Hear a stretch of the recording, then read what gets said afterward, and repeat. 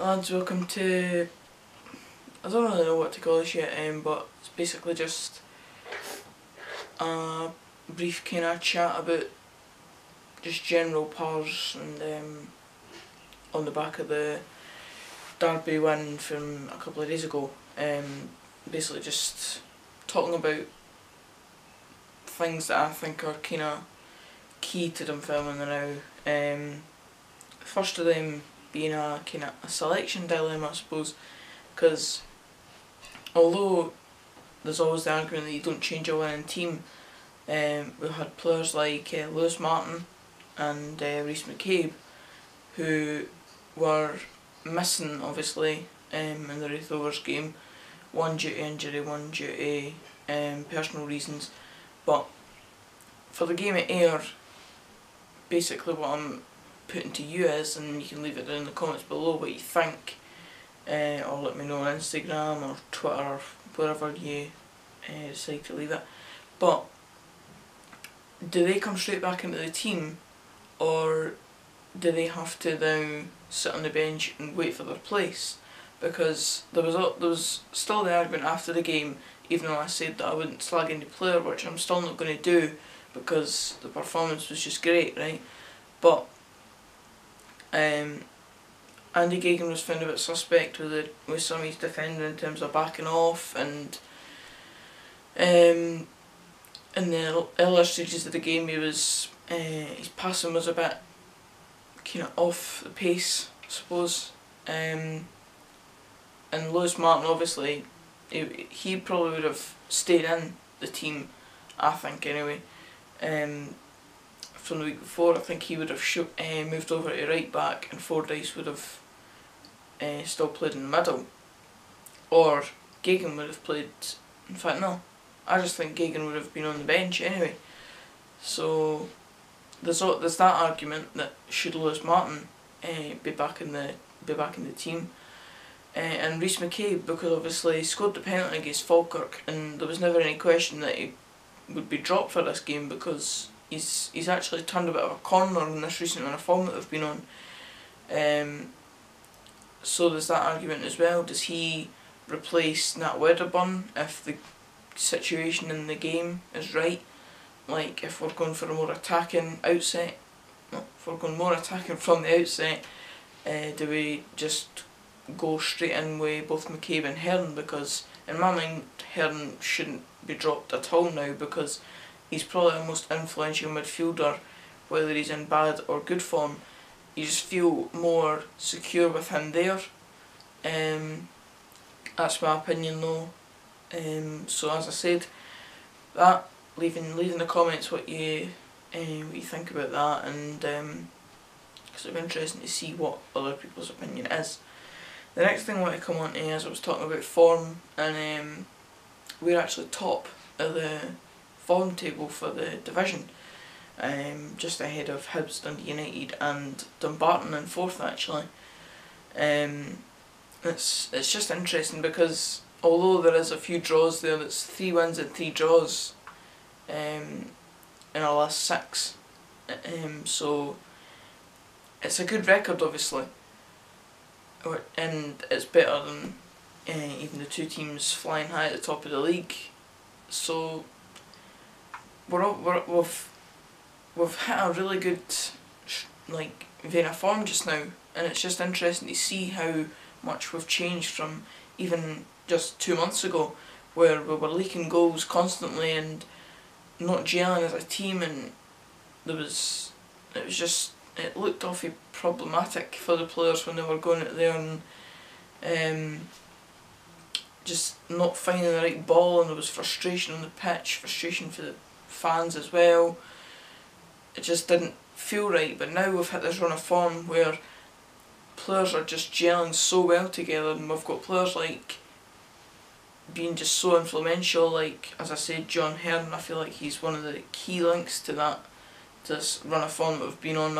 I know he was injured for 1 or 2 of the games in this run of games since about the start of November, but he's still he's that player that you look to to start the attack or, you know, make that vital pass. And then you've got players like Callum Higginbotham, who's just playing out of his skin right now, and I feel like he feels like there's so much of a connection to the fans, and he wants to give back to us so much, especially after he missed those penalties. I think that kind of got to his head a bit on a personal view, but so you've got players like John Hearn, Callum Higginbotham, Paul McMillan, who months ago I would never have said would be starting week in, week out, and keeping players like Cardle and Hopkirk and whoever out of the team. So it's just really good now. The feeling around the club's really good. The connection between the players and the fans is really good. The spine of the team is one of the best that we've seen since probably February last season, because obviously from March onwards and up until the start of November we had a terrible run of form. We were in the beginning of, well, not the beginning of March, obviously that's when we won the league, but ever since we won the league last season we had terrible results. We lost 4-1 at Stranraer, I think it was 2 or 3-0 at Airdrie, when we actually changed the formation to a 3-5-2 for the first time ever, and ever since then and beforehand it was always a 4-4-2.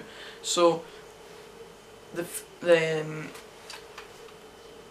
form of the team and the spine is just great now. Like you've got basically for the majority of the games you've got Murdoch, Ashcroft, for the majority it's been McCabe, but then now I'd say Hearn's more of the vital part, and then you've got both Clark and Moffat. They both do obviously different jobs, but Clark's the one with the goals, so you give him the credit for that. Moffat's obviously the one that's more link up play and the smart movement, etc.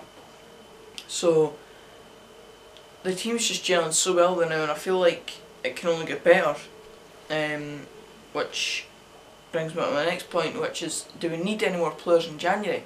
Because obviously we've brought in Callum Morris, who I assume,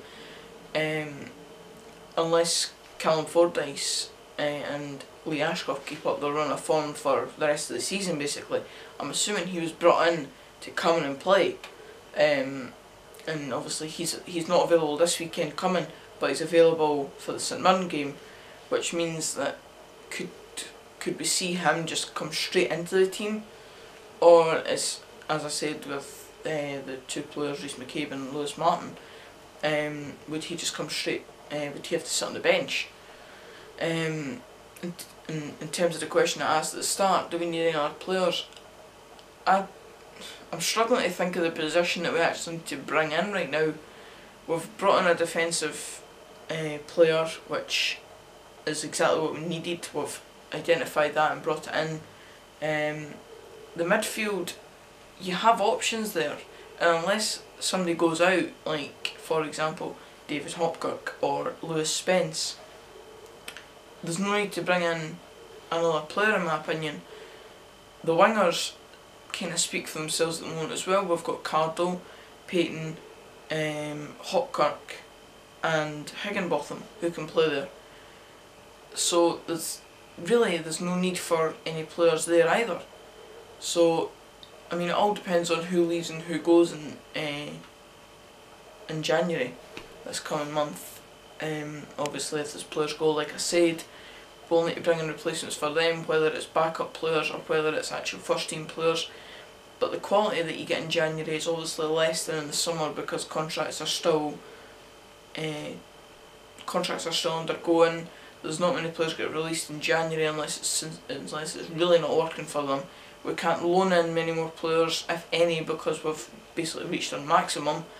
So, and the strikers, obviously, Farid could leave, which could open up the door for bringing in another signing. Riley could go back to Hearts, but I don't see that happening because I think AJ actually rates him.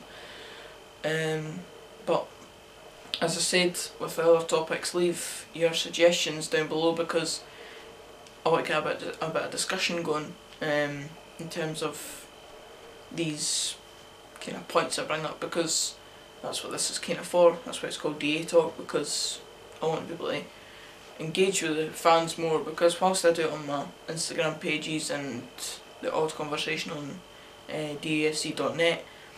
I'd quite like to make this a sort of place where folk can come, listen to the videos and give their feedback in the comments below. And I suppose that brings me on to my last point, that just basically thanks for the support that's came the way of the channel so far, because there's been, on the vlog, 424 views and 16 likes, which is amazing. It's only been up a day and a half, and yeah, I've been doing a bit of plugging it in here and there, putting it on .net, putting it on Instagram, putting it on Twitter.